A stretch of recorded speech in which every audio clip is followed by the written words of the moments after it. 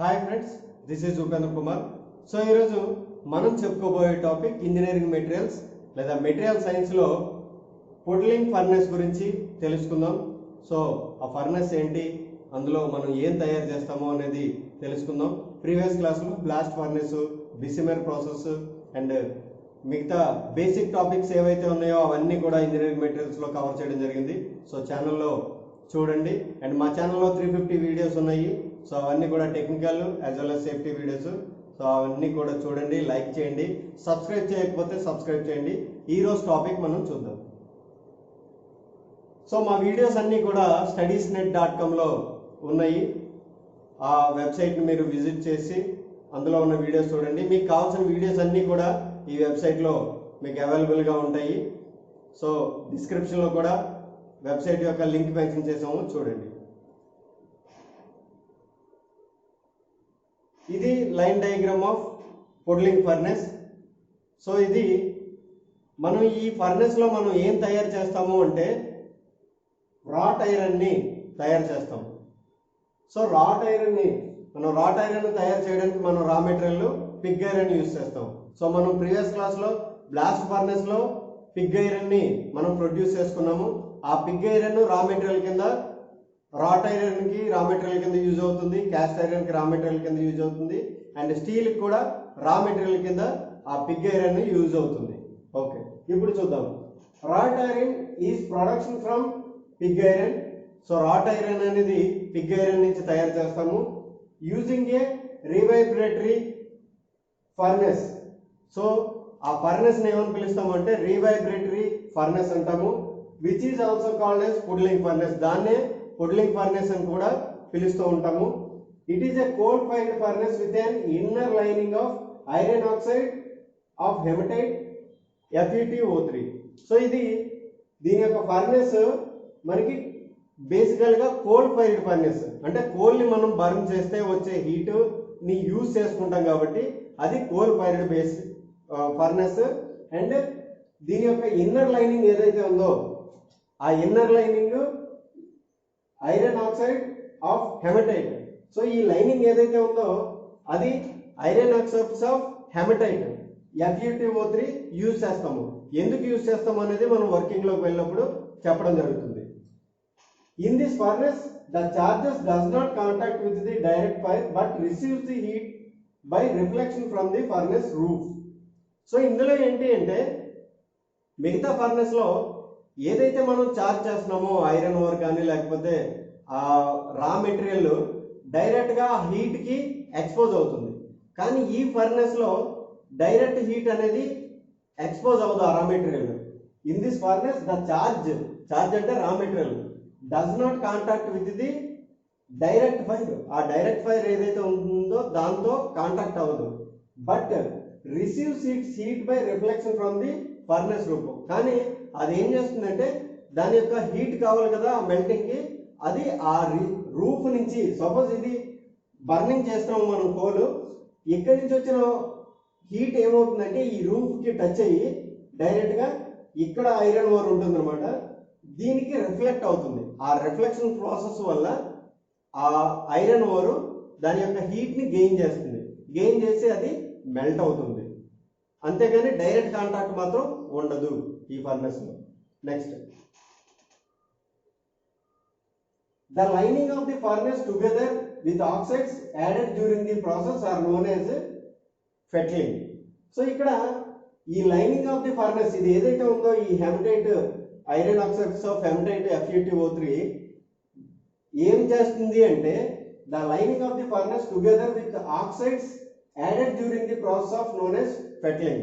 So ఇక్కడ ఉన్న ఈ ఐరన్ ఓర్కి ఈ ఆక్సైడ్స్ అనేది అందిస్తుంది, ఆక్సిజన్ అనేది అందిస్తుంది ఈ హెమటైట్ లేయర్ అనేది. The various reactions takes place in this furnace are given below. So ఇప్పుడు మనకి సింపుల్గా మనం అర్థం చేసుకోవాలి దీని వర్కింగ్ అనుకుంటే, ఇక్కడ ఐరన్ ఓర్ మనం ప్లేస్ చేసుకుంటాం. సో ఐరన్ ఓర్ ఇక్కడ ప్లేస్ చేసుకున్నప్పుడు ఇక్కడ ఫర్నెస్ ఇది మనం ఏం చేస్తాము అంటే బర్న్ చేస్తాము కోల్తో. ఎప్పుడైతే బర్న్ చేసామో హీట్ అనేది డెవలప్ అవుతుంది.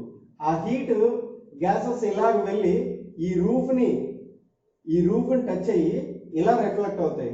సో ఎప్పుడైతే రిఫ్లెక్ట్ అయిందో ఈ ఐరన్ ఓర్ కాస్త మెల్ట్ అవుతుంది. ఓకే, అక్కడ వరకు మెల్టింగ్ అయిపోయింది. ఇప్పుడు ఏంటి అంటే దీని యొక్క హెమటైట్ లైనింగ్ ఏదైతే ఉందో ఈ ఈ మోల్టన్ ఐరన్ కి ఏం చేస్తుందంటే ఆక్సిజన్ ని సప్లై చేస్తుంది. సో ఆక్సిడేషన్ స్టార్ట్ అవడం కోసం. సో ఎప్పుడైతే ఇది సప్లై చేసిందో దానిలో ఉన్న ఇంప్యూరిటీస్ మనకి ఎఫెక్ట్ అవుతాయి. సో ఎప్పుడైతే ఎఫెక్ట్ అయిందో దాని యొక్క మెల్టింగ్ పాయింట్ అనేది వేరీ అవుతుంది. సో అందుకోసమే ఆ మెల్టింగ్ పాయింట్ వేరీ అయితే మనకి స్లాగ్ అనేది వస్తుంది. సో అది వర్కింగ్ లో ఉంది, ఇక్కడ చెప్పడం జరుగుతుంది. సో ఆఫ్టర్ దట్ ఈ హీట్ ఏమవుతుందంటే బయటకు వెళ్ళిపోతుంది. ఓకే, ఈ లైన్ డయాగ్రామ్ లో ఒక్కొక్కటి మనం చూద్దాం. సో ఫస్ట్ ఇది ఫైర్ డోర్, సెకండ్ది ఇది గ్రేట్. సో దీని మీద మనకి బర్నింగ్ అంతా ఈ కంబషన్ అంతా జరుగుతుంది, బర్నింగ్. మూడోది హార్త్. సో ఇది హార్త్ అన్నమాట. Next 4 hematite lining. సో ఇదంతా కూడా hematite lining. 5 puddling hole. So ఇది ఉంది కదా, సో ఇది puddling hole. Next 6 molten metal. ఇక్కడ ఏదైతే ఈ హీట్ తీసుకుందో అది మనకి ఏమవుతుందంటే మోల్టన్ మెటల్ కింద కన్వర్ట్ అవుతుంది. Next reverberatory roof. ఈ 7 ఉంది కదా, ఇదంతా కూడా రివైబ్రేటరీ రూఫ్. సో ఎందుకు అంటే అది రిఫ్లెక్ట్ అవుతుంది. Next 8 refractory lining. సో ఇది మొత్తం కూడా రిఫ్రాక్టరీ లైనింగ్. ఎందుకు అంటే దాని యొక్క ఫర్నెస్ హీట్ అనేది బయటకు వెళ్ళిపోకుండా ఆ రిఫ్రాక్టరీ అనేది వేస్తూ ఉంటారు. 9 చిమ్నీ. సో ఏవైతే గ్యాసెస్ ఉన్నాయో ఆ గ్యాసెస్ బయటకు వెళ్ళిపోవడానికి. 10 so wrought iron blooms extra door. So ఇక్కడ నుంచి మనం ఏం చేస్తామంటే ఈ ఐరన్ ని ఆ బ్లూమ్స్ లాగా అది వస్తుంది. సో అక్కడి నుంచి మనం డ్రా చేస్తాము ఇక్కడ నుంచి. ఓకే, సో ఇప్పుడు మనకి స్టేజెస్ లో నెంబర్ ఆఫ్ రియాక్షన్స్ జరుగుతాయి, కెమికల్ రియాక్షన్స్ మనం ఇప్పటి వరకు చెప్పుకున్న దాంట్లో. సో అవి ఏంటి అంటే ఫస్ట్ స్టేజ్ లో Si plus 2Fe3O4 gives rise to SiO2 plus 6FeO. అంటే silicon plus iron ore. So ఆ రెండు రియాక్ట్ అయితే silica plus iron oxide produce అవుతాయి. అలాగే manganese Mn plus Fe3O4 or, ఆ రెండు కలిస్తే మనకి ఏమవుతుంది అంటే రియాక్షన్ అయితే manganese MnO plus 3FeO.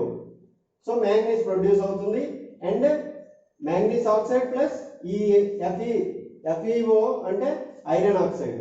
Okay, ఇది first stage. Next MnO plus SiO2 gives rise to MnO SiO2. దీన్ని మనం స్లాగ్ అంటాం. ఫస్ట్ స్టేజ్ లోనే స్లాగ్ మనకి డెవలప్ అయింది. FeO plus SiO2 gives rise to FeO SiO2. ఇది కూడా మనకి స్లాగ్. సో ఇది మ్యాంగనీస్ తో రియాక్ట్ అయింది సిలికా, సో మనకి స్లాగ్ వచ్చింది. అదేవిధంగా ఇది ఐరన్ తో రియాక్ట్ అయింది, మనకి సిలికా వచ్చింది. ఓకే, ఇప్పుడు సెకండ్ స్టేజ్ లో మనకి ఏమవుతుంది అంటే 2P plus 5Fe3O4 gives rise to, so ఈ రెండు రియాక్ట్ అయితే P2O5 ప్లస్ 15FeO. అంటే ఫాస్ఫర్ ప్లస్ ఓర్. ఈ ఫాస్ఫర్ ప్లస్ ఓర్ ఈ రెండు రియాక్ట్ అయితే ఏమవుతుందంటే phosphor pentoxide plus iron oxide. So iron oxide మనకి అవుట్కమ్ వస్తుంది. నెక్స్ట్ ఏమవుతుంది అంటే P2O5 ప్లస్ 3FeO. ఈ P2O5 వచ్చిన ఈ phosphor pentoxide plus 3FeO. So 3FeO అంటే మనకి ఐరన్ ఆక్సైడ్. సో ఈ ఐరన్ ఆక్సైడ్ ఆ రెండు కలిపితే ఏమవుతుంది అంటే మనకి Fe3PO4 సో ఇది స్లాగ్ అన్నమాట. ఓకే, ఇప్పుడు సెకండ్ స్టేజ్, రెండు స్టేజ్ల వరకు వచ్చింది. కెమికల్ రియాక్షన్స్ మీకు అర్థం అవ్వకపోతే ఇన్ డీటెయిల్ గా బుక్ మెన్షన్ చేయడం జరిగింది డిస్క్రిప్షన్ లో, అది చూడండి. అండ్ థర్డ్ స్టేజ్ లో 2C plus O2 gives rise to 2CO and 2CO plus O2 is gives rise to 2CO2. Okay, ఇది third stage. So last stage లో ఏదైతే ఉందో అక్కడ మనకి జనరేట్ అవుతుంది. The process consists of a oxidation of the impurities with iron oxide. So ఇక్కడ ఈ process అంతా కూడా oxidation with impurities. So oxidation అనేది జరుగుతుంది ఈ ప్రాసెస్లో. So impurities with iron oxide జరుగుతుంది. సో అది ఎలా అనేది చూద్దాం. Next, oxygen in hematite. So hematite లో ఉన్న ఆక్సిజన్ ఏదైతే ఉందో Fe2O3 provides oxygen necessary to oxidise. So ఇది ఈ హెమటైట్ లో ఉన్న ఆక్సిజన్ ని రిలీజ్ చేస్తుంది. సో ఎందుకోసం? ఆక్సిడైజేషన్ కోసం. ఏవేవి ఆక్సిడైజేషన్ చేయాలి? Carbon, sulphuric and manganese and phosphorus present in Pig iron to respective oxides. So Pig iron లో ఉన్న carbon, sulphuric and manganese and phosphorus ఏవైతే ఉన్నాయో వాటన్నిటిని కూడా ఆక్సిడైజ్ చేయడానికి ఈ హెమటైట్ లో ఉన్న ఆక్సిజన్ యూజ్ అవుతుంది, అంటే ఆక్సిజన్ ని రిలీజ్ చేస్తుంది. With removal of impurities. So ఎప్పుడైతే రిలీజ్ చేసిందో ఆ ఇంప్యూరిటీస్ అనేవి రిమూవ్ అవుతాయి. The melting point of iron rises and it becomes a semi solid mass. So ఎప్పుడైతే దాని యొక్క ఇంప్యూరిటీస్ అనేవి రెడ్యూస్ అయిపోయో, రిమూవ్ అయిపోయో ఆక్సిడేషన్ తర్వాత, అప్పుడు ఏమవుతుంది అంటే మెల్టింగ్ పాయింట్ అనేది పెరుగుతుంది. సో మెల్టింగ్ పాయింట్ ఎప్పుడైతే రేజ్ అయిందో దాని యొక్క అది ఏమవుతుంది అంటే సెమీ సాలిడ్ కి మాస్ కింద కన్వర్ట్ అయిపోతుంది ఆ మోల్టెన్ మెటల్ అంతా కూడా. సో ఎప్పుడైతే అలాగా మొత్తం తయారైపోయిందో మోల్టెన్ మెటల్ సెమీ సాలిడ్ కింద, it is drawn out in the form of large ball or blooms. So అవి ఏంటి అంటే పెద్ద పెద్ద బ్లూమ్స్ కింద, అంటే పెద్ద స్క్వేర్ షేప్స్ కింద, లేదా బాల్స్ కింద, పెద్ద బాల్స్ కింద వాటిని ఆ ఫర్నెస్ లోంచి, ఈ డోర్ లోంచి బయటికి తీసేస్తారు. Blooms set to contain some amount of slag. So అప్పుడు కూడా పెద్ద మనం బ్లూమ్స్ తీస్తాం కదా, స్క్వేర్ ఆర్ రెక్టాంగులర్ షేప్ లో మనం బ్లూమ్స్ తీస్తాం కదా, దాని మీద ఇంకా కూడా స్లాగ్ కంటెంట్ అనేది ఉండిపోతుంది. They are hammered and reduced to remove slag from it. So అది ఏం చేస్తాము అంటే స్లాగ్ ని మనం హ్యామరింగ్ చేస్తారు. హ్యామరింగ్ ఎప్పుడైతే చేస్తారో ఆ స్లాగ్ అనేది రిమూవ్ అయిపోతుంది ఆ బ్లూమ్ నుంచి. సో ఆ బ్లూమ్ ఏం చేస్తారంటే నెక్స్ట్ ప్రాసెస్ కి ఏదైతే ఉందో దానికి పంపిస్తారు అన్నమాట. Next, wrought iron is the purest form of iron. So wrought iron అనేది purest form of iron. It is the softest, toughness and most ductile of all the type of iron. ఇది అన్ని type of ఐరన్ల కన్నా softest and toughest, అంటే toughness ఎక్కువ ఉంటుంది. And most ductile కూడా, ductility property కూడా చాలా ఎక్కువగా ఉంటుంది రాట్ ఐరన్ కి. It can be easily forged and welded. ఇది రాట్ ఐరన్ అనేది ఈజీలీ ఫోర్జ్డ్ అండ్ వెల్డింగ్ చేయొచ్చు, weldable. It cannot respond to heat treatment. ఇది హీట్ ట్రీట్మెంట్ ఏదైనా చేస్తే దాని సర్ఫేస్ కానీ లేకపోతే ఆ మెటీరియల్ కానీ రెస్పాండ్ అవ్వదు. అంటే దాని యొక్క గ్రెయిన్ సైజ్ కానీ లేకపోతే దాని యొక్క ప్రాపర్టీ కానీ మార్చడానికి చూస్తే అది మారదు. It will not respond. Chains, crane hooks ఏవైతే ఉన్నాయో crane hooks, railway couplings. So రైల్వేలో కప్లింగ్స్ వాడతారు కదా, ఆ couplings, pipe and pipe fittings. So ఈ పైపింగ్ లో వాడే pipes and pipe fittings, flanges, elbows, so ఇలాంటివి ఏమైనా. అండ్ ప్లేట్స్, ఏవైతే ప్లేట్స్ యూజ్ చేస్తారో ప్లేట్స్, బార్స్, పెద్ద బార్స్ ఏవైతే ఉంటాయో ఆ bars, and boiler tubes and principal form of in which wrought iron is used. ఇవన్నీ కూడా రాట్ ఐరన్ తో తయారు చేసినవే. సో వీటిలో మనకి టఫ్నెస్ ఎక్కువ ఉండాలి, డక్టిలిటీ ఉండాలి, అండ్ ఇక్కడ మెన్షన్ చేసిన సాఫ్టెస్ట్ గా ఉండాలి. ఇవన్నీ కూడా ఆ రాట్ ఐరన్ తో తయారు చేసినవే. Composition of rot iron. So wrought iron లో ఏమేమి కాంపోజిషన్లు ఉంటాయంటే, ఐరన్ 99% ఆఫ్ కంటెంట్ ఉంటుంది, ఆల్ అదర్స్ 1% ఉంటుంది. అది carbon, silicon and manganese, phosphorus. So ఇవన్నీ కూడా మనకి ఈ 1% ఉంటుంది, కానీ మాక్సిమం మాత్రం 99% మనకి ఐరన్ కంటెంట్ అనేది ఉంటుంది. ఇది రాట్ ఐరన్ గురించి, పొడ్లింగ్ ఫర్నెస్ గురించి. నెక్స్ట్, సో మీకు అర్థమైందని అనుకుంటున్నాను రాట్ ఐరన్ ని మనం పొడ్లింగ్ ఫర్నెస్లో ఎలా ప్రొడ్యూస్ చేస్తాము from raw material of Pig iron. So ఏమైనా డౌట్స్ ఉంటే అడగండి. మా ఛానల్ని సబ్స్క్రైబ్ చేసుకోండి, షేర్ చేయండి అండ్ కామెంట్ చేయండి. మీ కామెంట్లు మేము ఫీడ్బ్యాక్ కింద తీసుకొని ఇంకా ఇంప్రూవ్ అవుతాము. Thank you very much.